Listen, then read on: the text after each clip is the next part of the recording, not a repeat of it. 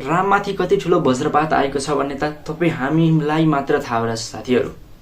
दर्शकहरू नमस्कार, म विमल। हेर्दै हुनुहुन्छ तपाईँहरू विमल पोखरेल 2.0 युट्युब च्यानल। पहिला चाहिँ कमलाले, अहिले चाहिँ मुनाले घर छोडेर पालो जाँदैछन्। बिचरा रामको र रामको बुवाको हालत के होला भन्ने चाहिँ उनीहरूले एकचोटि पनि सोचेका छैनन् साथीहरू। रामको क्रोधले गर्दा चाहिँ मुनाले पनि घर छोडेर गएकी छिन्। रामले घर छोडेर जाऊ, तिम्रो मुख हेर्न म चाहन्न भनेकी छिन्। किन पनि नभनुन् रामले, किन पनि नभनुन् साथीहरू। के लाग्छ हजुरहरूलाई? रामले त्यत्तिकै मुनालाई घर छोडेर जा भनेका हुन् त? होइन। रामले जब मुनाले कमलाको तिनी तस्बिरहरू, कपडाहरू जलाइदिन खोज्छिन्, तब रामको मनबाट नै आक्रोश उत्पन्न हुन्छ अनि मुनालाई घरबाट जा भन्छन्। वर्षौंदेखिको मुना र रामको जोडी, कमला र रामको जोडी अहिले चकनाचुर भएको छ साथीहरू।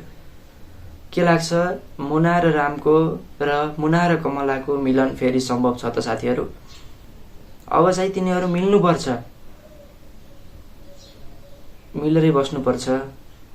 किनकि घर बुवा एक्लै छन्, राम एक्लै छन्, सबैले वज्रपात परेको छ साथीहरू।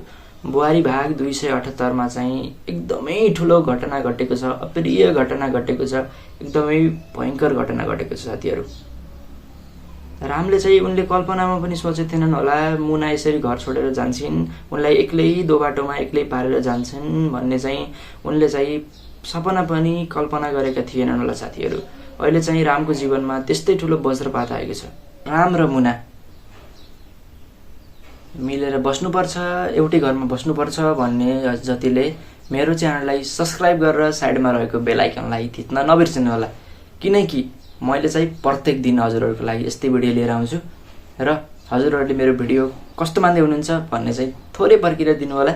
र आगामी दिनहरूमा मैले चाहिँ कुन कुन सिरियलको चाहिँ हजुरहरूले कुन कुन सिरियल हेर्नुहुन्छ भन्ने चाहिँ छोटो कमेन्ट गर्नु होला र मैले तिनै सिरियलहरूको चाहिँ रिभ्यू लिएर आउने पूर्ण रूपमा प्रतिज्ञाका साथ आजको यस भिडियोबाट म यही बिदा हुन चाहन्छु।